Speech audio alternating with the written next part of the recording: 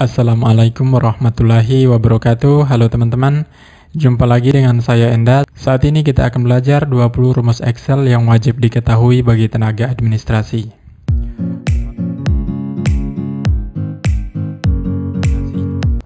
Oke teman-teman, cara pertama adalah bagaimana cara membuat tabel. Jadi cara membuat tabel adalah hal mendasar yang wajib diketahui ya bagi tenaga administrasi. Jadi langkahnya seperti ini. Blok sel yang ingin dijadikan tabel ya, kita blok seperti ini, contoh seperti ini, lalu klik ini, kita pilih semuanya. Setelah itu kita ketikkan kata yang ingin dimasukkan dalam. Contoh di sini nomor, lalu nama barang. Setelah itu di bawahnya barang A misalnya, B, C, dan D, dan E ya. Setelah itu di terakhir ini adalah total ya. Nah selanjutnya tabel ini masih mentah ya, jadi tidak beraturan. Sekarang kita akan mengaturnya. Untuk menggabungkan baris 2 dan 3 kita blok seperti ini, lalu pilih atau klik merge and center, kita ratakan. Lalu untuk ini nama barang sama ya, kita blok seperti ini barisnya, lalu klik merge and center, kita atur posisinya, posisi ke tengah ya. Demikian halnya dengan total ini, seperti ini ya teman-teman. Oke, cara membuat tabel kurang lebih seperti ini. Selanjutnya kita akan memberikan penomoran. Cara memberikan penomoran jika secara manual kita ketik satu persatu ya, seperti ini, 1, 2, 3, dan ini membutuhkan waktu lama, menyita waktu ya.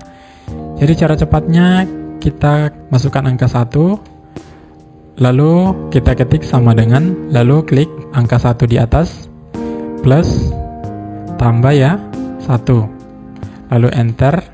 Setelah itu tinggal kita copy paste ke bawah, tarik seperti ini ya teman-teman. Ini angka yang berurutan ya. Namun jika penomorannya hanya angka genap atau ganjil saja, caranya mudah sekali ya. Misalnya kita hanya ingin angka yang genap saja, maka kita ketikkan 2, lalu di bawahnya 4. Setelah itu kita blok selnya, lalu kita tarik ke bawah. Nah, maka yang ada hanya angka kelipatan 2 semua ya, angka genap. Demikian halnya dengan angka ganjil ya. Jadi 1, 3, lalu kita blok seperti ini, kita tarik ke bawah, maka yang ada hanya ganjil semua.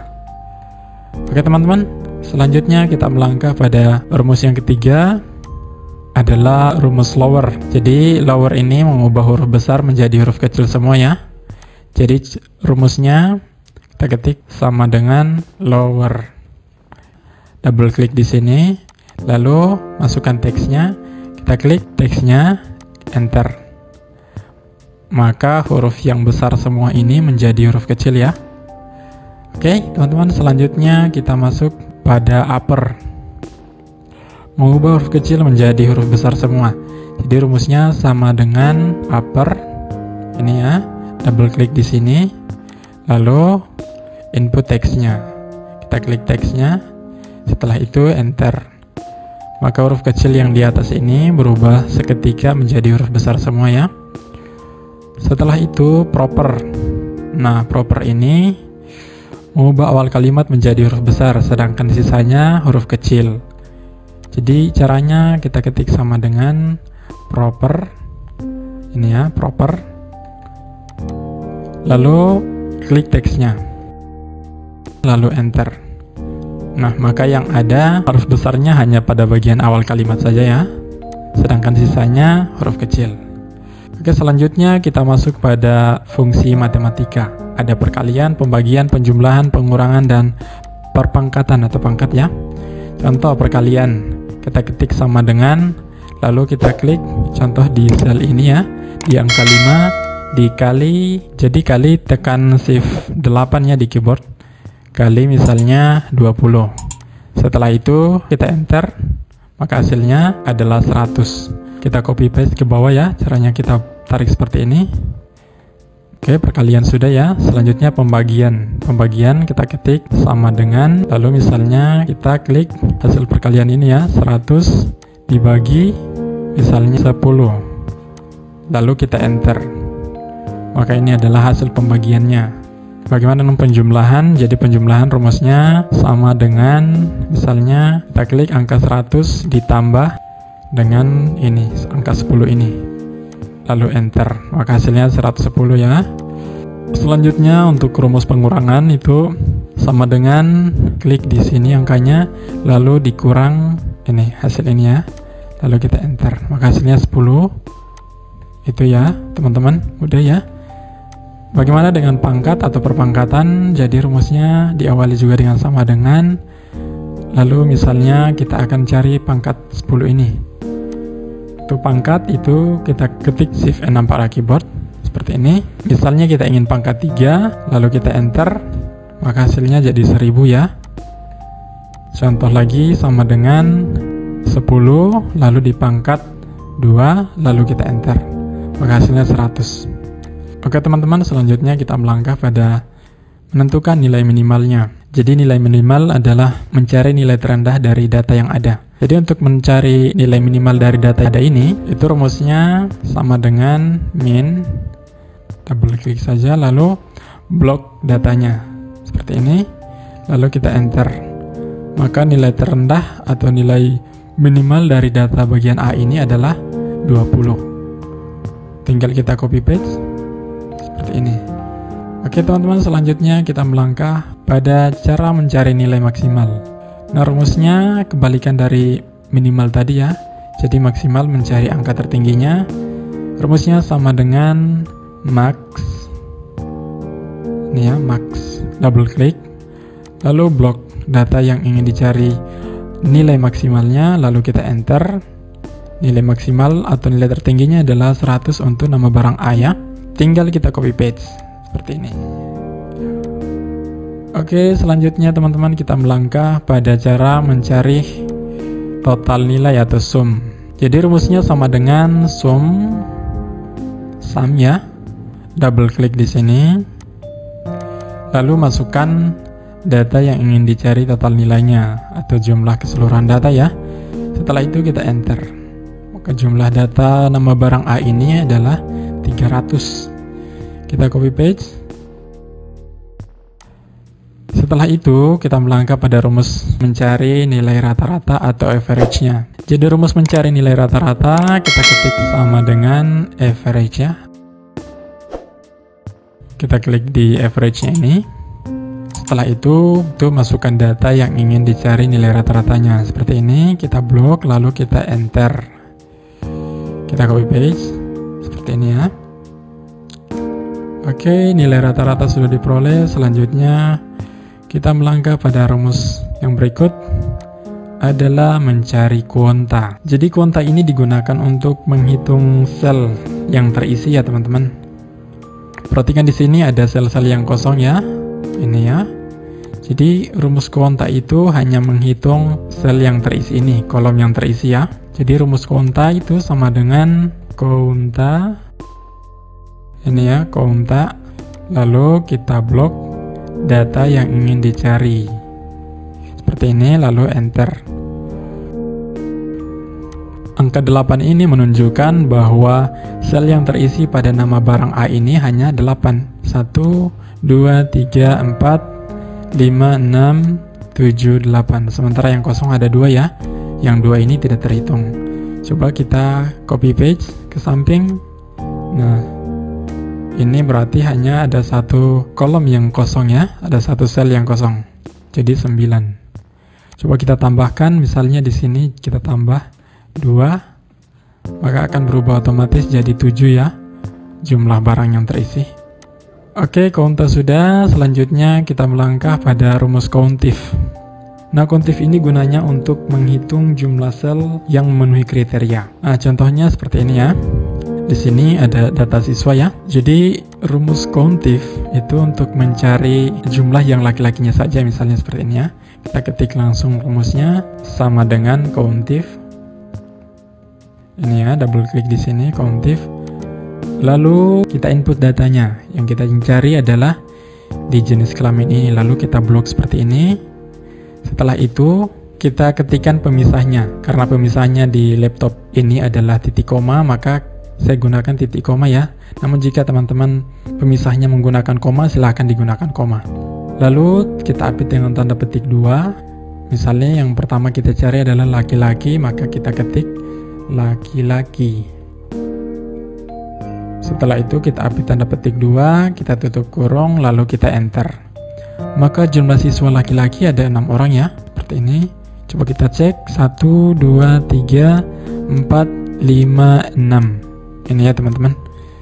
Oh ya teman-teman, untuk mengunci data yang ada pada jenis kelamin ini, jangan lupa kita tekan F4 ya. Sebelum tekan F4 kita munculkan dulu rumusnya, tekan F2 pada keyboard. Lalu bagian ini kita tekan F4. Di sini juga kita tekan F4 ya. Nah, dengan munculnya tanda dolar seperti ini, berarti data yang telah ada pada jenis kelamin ini telah terkunci ya. Setelah itu kita enter. Untuk mencari jumlah siswa perempuan, kita tinggal copy paste ke bawah seperti ini. Kita tekan F2 untuk munculkan rumusnya ya. Lalu kita ganti di sini katanya jadi perempuan. Setelah itu kita enter. Maka jumlah siswa perempuan ada 4 orang. Oke teman-teman, coba misalnya kita ganti di sini menjadi perempuannya. Ini, maka akan berubah menjadi 5 secara otomatis ya. Demikian halnya juga jika kita ingin mencari berapa yang dapat predikat A, B, C, dan D. Jadi rumusnya sama dengan di atas ya. Kita ketik sama dengan countif. Ini kita double klik di sini, lalu kita blok ringnya ya. Setelah itu jangan lupa tekan F4 untuk mengunci sel yang ada ini. Lalu kita ketikkan pemisahnya yaitu titik koma ya, di sini menggunakan titik koma. Setelah itu masukkan kriterianya, kita update dengan tanda petik. Itu misalnya yang pertama kita ingin cari berapa yang dapat predikat A. Jadi kita ketiknya huruf A, update dengan tanda petik, tutup kurung, enter. Jadi yang dapat nilai A itu ada 5 orang. Untuk yang dapat predikat B, C, dan D, tinggal kita copy paste ke bawah ya. Lalu tekan F2 pada keyboard, kita ganti kriterianya di sini menjadi B. Lalu enter, ada 2 orang yang dapat nilai B. Tekan F2 untuk memunculkan rumusnya, kita ganti jadi C. Lalu enter. Demikian halnya pada predikat D. F2 pada keyboard, tekan ya. Lalu ganti menjadi huruf D atau predikat D. Lalu enter. Ini ya, jadi diperolehlah berapa orang yang dapat predikat A, B, C, dan D ya. Oke teman-teman, selanjutnya kita melangkah pada fungsi if. Yang pertama adalah fungsi if tunggal. Jadi if tunggal ini digunakan untuk menentukan jawaban dari 2 pernyataan yang kita tentukan ya. Di sebelah ini ada syaratnya ya. Syaratnya jika mencapai KKM maka dinyatakan tuntas. Jika tidak mencapai KKM maka dinyatakan tidak tuntas. Jadi rumus if tunggal itu adalah kita ketik sama dengan if dalam kurung, buka kurung ya. Lalu logical testnya kita klik pada nilai siswa ini seperti ini. Selanjutnya kita ketikkan lebih besar atau sama dengan 75. Kita klik pada syarat KKM-nya ini 75 seperti ini. Lalu tekan F4 untuk mengunci data yang ada di 75 ini ya. Setelah itu masukkan pemisahnya. Pemisahnya di sini menggunakan titik koma ya. Setelah itu kita update dengan tanda petik, kita masukkan keterangannya. Jika mencapai KKM berarti dinyatakan tuntas ya. Tanda petik ulang. Lalu kita masukkan pemisahnya. Kita buka tanda petik ulang, tidak tuntas. Setelah itu kita tanda petik lagi. Setelah itu kita tutup kurung ya. Kenapa tutup kurung? Karena di sini kita menggunakan buka kurung. Jadi rumus ini kurang lebih dapat diterjemahkan seperti ini ya. Jika nilai siswa lebih besar atau sama dengan 75, maka dinyatakan tuntas. Sebaliknya jika tidak, maka dinyatakan tidak tuntas. Setelah itu kita enter. maka diperolehlah hasilnya adalah tuntas karena mencapai nilai KKM-nya atau berada di atas nilai KKM. Tinggal kita copy paste ke bawah seperti ini. Ada beberapa yang tuntas dan tidak tuntas ya. Karena di selnya tadi, kenapa kita menekan F4 pada keyboard tadi? Gunanya untuk mengunci sel yang ini ya, angka 75 ini. Jadi jika kita ganti di sini misalnya jadi 60, maka nilai siswa semua tuntas. Jika kita menggantinya misalnya menjadi 85, maka akan bertambah yang tidak tuntas ada berapa orang ya. Oke teman-teman ya. Selanjutnya kita melangkah pada if jamak.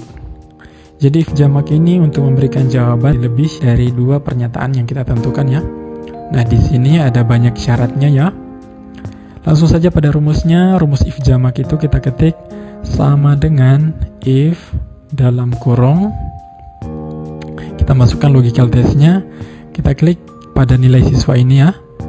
Jadi logical test ini adalah syaratnya, kita klik nilai siswanya, lalu kita masukkan syaratnya ini, lebih besar atau sama dengan 89 ini ya, 89 ke titik koma, tanda petik, mendapat predikat A, tanda petik lagi, lalu titik koma, kita masukkan syarat yang kedua.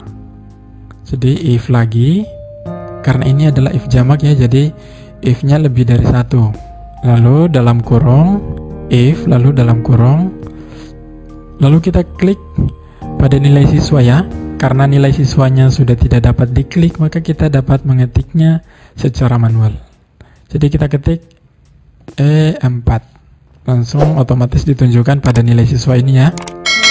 Selanjutnya lebih besar atau sama dengan, ini angka 77 ya teman-teman, 77 syarat yang kedua, lalu titik koma, tanda petik, dapat predikat B, lalu tanda petik 2 lagi. Setelah itu kita masukkan syarat yang ketiga, masukkan dulu pemisahnya, titik koma ya, lalu ketikkan lagi if dalam kurung, nilai siswa ada di sel E4, jadi kita ketik E4 lebih besar atau sama dengan 65, ini syarat yang ketiga ya, 65, titik koma, tanda petik, dapat nilai C, tanda petik 2 lagi. Untuk rumus yang terakhir, kita tidak perlu masukkan, jadi langsung kita ketikkan pemisahnya, titik koma, lalu tanda petik D. Jadi rumus if itu begitu ya, if-nya dikurangi 1. Setelah itu kita tutup kurung 3 kali ya, karena kita buka kurungnya 3 kali, jadi kita tutup kurungnya juga 3 kali. 1, 2, 3. Ini ya. Jadi rumus ini kurang lebih dapat terjemahkan seperti ini ya. Jika nilai siswa lebih besar atau sama dengan 89, maka mendapat predikat A. Jika nilai siswa lebih besar atau sama dengan 77, maka mendapat predikat B. Jika nilai siswa lebih besar atau sama dengan 65, maka mendapat predikat C. Jika di bawah 65, maka mendapat predikat D. Tutup kurung sebanyak 3 kali, lalu kita enter. Maka untuk nama siswa yang pertama ini mendapat predikat B karena nilainya berada di rentang nilai 77 sampai 88 ya, ini. Lalu tinggal kita copy paste ke bawah seperti ini. Nah, diperolehlah predikat dari semua nama siswa ini ya. Contoh di sini kita ganti jadi 88, maka dia akan berubah menjadi mendapat predikat B. Oke teman-teman, sekarang kita melangkah pada rumus selanjutnya, yaitu VLOOKUP. Jadi VLOOKUP ini digunakan untuk mengambil data dari tabel bantu ke tabel utama secara vertikal ya. Jadi V itu artinya vertikal ini ya. Jadi rumus VLOOKUP itu kita ketik sama dengan VLOOKUP ini ya. Kita double klik di sini. Lalu kita masukkan data kuncinya. Kita klik data kuncinya di kode ini ya. Setelah itu kita ketikkan pemisahnya menggunakan titik koma di sini ya. Lalu kita blok tabel bantu. Nah, tabel bantunya ini kolom di bawahnya ini ya. Nah, kita blok semua ini tabel bantunya. Setelah itu jangan lupa tekan F4 pada keyboard untuk mengunci sel yang ada pada tabel bantu ini. F4. Lalu kita masukkan pemisahnya, titik koma, lalu masukkan jumlah kolom yang ingin diambil datanya. Karena di sini adalah kolom jabatan ya. Jadi kolom jabatan itu berada pada kolom 2. Ini ya, 1, 2. Jadi kita ketik angka 2. Setelah itu kita ketik pemisahnya, titik koma, lalu kita ketikkan false. False ini ya. Lalu kita tutup kurung. Nah, kenapa kita ketik false? Itu untuk mencegah jika ada kode yang salah selain dari 5 kode ini, maka data yang kita masukkan tidak akan terbaca atau error ya. Setelah ini kita enter. Maka untuk kode A itu adalah direktur ya. Kita copy paste ke bawah. Seperti ini ya. Selanjutnya bagaimana cara mengisi ini ya, gaji pokok sama bonus ini menggunakan VLOOKUP. Jika kita ketikkan satu persatu maka lama ya. Jadi caranya kita tinggal copy paste saja. Klik di jabatan manajer ini ya. Lalu tekan F2 untuk memunculkan rumus. Setelah itu kita tinggal copy paste. Ini ya, kita copy paste. Kita Ctrl C ya. Setelah itu kita enter. Lalu kita paste di sini. Kita Ctrl V. Nah, gaji pokok terisinya manajer ya. Nah, di sini ada yang belum dibetulin. Jadi kita tekan F2 pada keyboard. Lalu kita ganti di sini. Jadi kolom gaji pokok itu ada di kolom ketiga. 1, 2, 3 ini ya, teman-teman. Jadi kita ganti kolom ketiga. Setelah itu enter. Maka gaji pokok untuk direktur adalah, untuk manajer ya, untuk manajer adalah 2.500.000. Kita copy paste ke bawah. Nah, di bawah ini menggunakan rupiah ya. Untuk memunculkan rupiahnya tinggal klik di sini, lalu pilih Indonesia. Seperti ini teman-teman ya. Sekarang coba kita ganti kodenya ini selain 5 kode yang ada di tabel bantu ini ya. Contoh kita ketik I. Maka akan error ya, karena tadi kita gunakan false ya. Jadi selain kode yang ada di bawah ini maka tidak akan terbaca.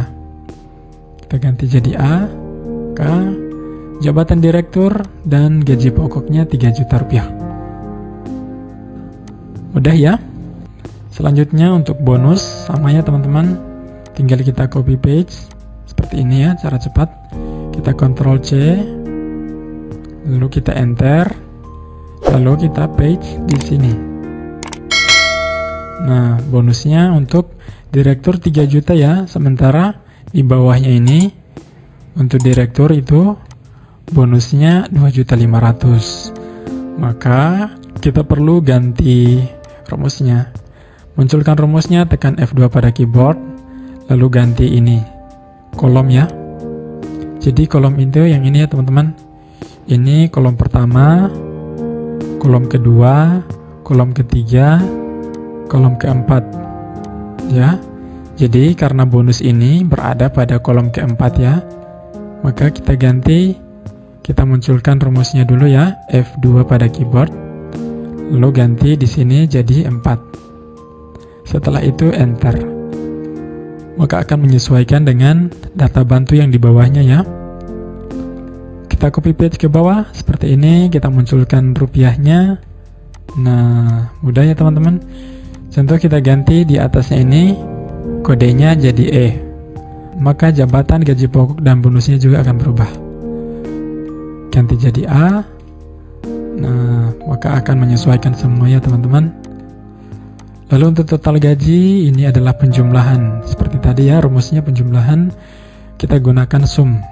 Sama dengan sum dalam kurung, lalu kita blok bonus dan gaji pokok ini. Setelah itu enter. Tinggal kita copy paste ke bawah. Mudah sekali ya teman-teman. Oke, setelah VLOOKUP selesai, langsung kita masuk ke HLOOKUP. Jadi perbedaan VLOOKUP dan HLOOKUP ini, bedanya ada di tabel bantu. Kalau untuk yang VLOOKUP, itu tabel bantunya secara vertikal, sementara HLOOKUP, tabel bantunya itu secara horizontal. Kalau yang VLOOKUP, itu adalah kolom ini ya teman-teman, kolom 1, 2, 3, 4. Kalau lookup itu adalah baris 1, 2, 3, dan 4. Oke, langsung saja pada rumusnya. Jadi rumus lookup itu kita ketik sama dengan lookup. Ini ya, kita double klik di sini. Lalu kita masukkan data kuncinya. Data kuncinya adalah di kode ya. Kita klik di kodenya. Setelah itu kita ketik pemisahnya menggunakan titik koma ya di sini. Lalu kita blok tabel bantunya. Kita blok semua dari ini ya, A sampai E. Setelah itu jangan lupa tekan F4 pada keyboard untuk mengunci sel yang ada pada tabel bantu ini. Oke, lalu ketikkan pemisahnya titik koma, lalu pilih jumlah baris untuk jabatan. Karena jumlah baris pada jabatan adalah kedua ya, jadi kita masukkan angka 2, lalu pemisahnya lagi titik koma, false. Setelah itu kita tutup kurung lalu enter. Untuk kode B itu diduduki oleh jabatan manajer. Ini ya teman-teman. Kita tinggal copy paste ke bawah, set seperti ini, mudah ya. Gaji pokok sama halnya dengan VLOOKUP tadi, tinggal kita copy paste rumusnya, Ctrl C, jangan lupa enter ya. Lalu paste di sini. Setelah itu kita tekan F2 pada keyboard untuk mengganti angka 2 ini menjadi angka 3, karena untuk gaji pokok ada di baris ke-3 ini ya, 3. Setelah itu enter. Bagaimana dengan bonus? Caranya sama, tinggal kita copy paste seperti ini. Kita Ctrl C ya, jangan lupa di enter. Lalu kita Ctrl V, munculkan rumusnya, tekan F2 pada keyboard. Lalu ganti untuk bonus ini ada di baris ke-4. Masukkan angka 4 ya, lalu enter. Untuk memunculkan rupiahnya, blok seperti ini, lalu klik di sini, pilih Indonesia. Tinggal kita copy paste ke bawah setelahnya ya. Mudah ya teman-teman. Nah, seperti ini. Coba untuk memastikan apakah sudah betul atau tidak, kita ganti kodenya menjadi A. A akan berubah ya, diduduki oleh jabatan direktur dengan gaji pokok 2.500.000, bonus 2 juta. Untuk total gaji sama dengan sum dalam kurung lalu blok enter. Setelah itu kita copy paste ke bawah. Oke teman-teman, mudah ya cara menggunakan lookup. Lookup selesai, selanjutnya kita melangkah pada penggunaan filter. Jadi filter ini digunakan untuk menyaring atau memfilter data tertentu ya, berdasarkan kriteria tertentu. Jadi cara menggunakan filter, kita klik pada data. Nah, di sini ada filter. Klik saja pada filternya, maka di sini akan muncul icon anak-anak panah ke bawah ya. Contoh di sini kita klik, lalu kita hanya ingin memunculkan jabatan manajer ada berapa orang. Hilangkan ini ya, select all-nya, lalu kita klik manajer. Setelah itu kita OK. Maka yang ditunjukkan hanya jabatan manajer ya. Lalu misalnya kita ingin memunculkan jabatan direktur ada berapa orang, kita klik direktur. Ini kita hapus manajernya, lalu kita OK. Maka direktur ada 3 orang. Ya, mudah teman-teman ya. Untuk menghilangkan filternya, tinggal klik ulang pada icon filter ini. Nah, seperti ini. Seumpama data yang ingin di print hanya jabatan manajer, maka dengan menggunakan filter ini, seperti ini, ya, misal manajer, lalu OK. Lalu data ini langsung dapat di print, hanya jabatan manajer ya. Data yang lain tidak di print. Oke teman-teman ya. Setelah itu, filter selesai, sekarang kita gunakan sort. Jadi sort ini digunakan untuk mengurutkan data ya, berdasarkan kriteria tertentu. Jadi cara menggunakan sort, klik data ya, data, lalu klik sort. Nah, jangan lupa centang ini, klik. Jadi yang di sort diurutkan nanti hanya data yang di bawahnya. Untuk judulnya ini tidak diblok. Lalu kita pilih sort by-nya. Nah, yang mana yang mau diurutkan? Contoh pada predikat ini. Predikat. Ini tetap value. Lalu kita ingin mencari data dari predikat A ke Z. Jadi A to Z. Oke, nah seperti ini ya. Jadi A duluan, lalu B, C, dan D. Oke teman-teman, seterusnya sudah kita melangkah pada cara membuat grafik. Jadi cara membuat grafik itu mudah ya. Contoh, kita blok nama siswanya. Lalu misalnya kita ingin mencari grafik nilai ya, seperti ini. Lalu kita klik pada insert. Nah, di sini di chart ini ada banyak ya. Misalnya kita ingin membuat kolom seperti ini. Kita input. Nah, maka akan muncul grafiknya ya. Misalnya lagi ingin kita ganti grafiknya. Jadi kita blok nama siswanya, blok nilainya, klik insert, kita masukkan diagram pie ya, seperti ini. Maka akan muncul diagram pie-nya ya. Nah, ini kan nilainya belum muncul ya teman-teman. Jadi cara memunculkannya, klik layout-nya, lalu pilih ini ya, data label. Misalnya kita ingin datanya ada di luar seperti ini, kita tarik. Datanya ada di luar seperti ini ya, lalu kita tarik ini. Maka akan ditunjukkan beserta garisnya ini. Oke teman-teman, cara membuat grafik sangat mudah ya. Langkah yang terakhir adalah cara mencetak dokumen. Nah, nggak lucu kan? Jika kita sudah memahami semua rumusnya, lalu mencetaknya kita belum bisa. Caranya sangat mudah ya teman-teman. Coba kita Ctrl P. Nah, hasilnya terpotong-potongnya menjadi 3 bagian ya, 3 kertas. Sementara kita ingin mencetaknya menjadi satu dokumen utuh tanpa terpisah-pisah. Jadi cara mengaturnya, kita ganti dulu orientasi kertasnya, kita pilih orientasi landscape ini. Nah, maka mulai berubah ya. Lalu kita ganti ukuran kertasnya. Kita gunakan legal ya ini. Nah, mulai muncul lagi ya. Setelah itu marginnya tidak apa-apa ya, kita gunakan ini saja. Selanjutnya klik no scaling ini, lalu klik custom scaling option ini ya, kita klik. Nah, maka akan muncul page setupnya. Itu page-nya.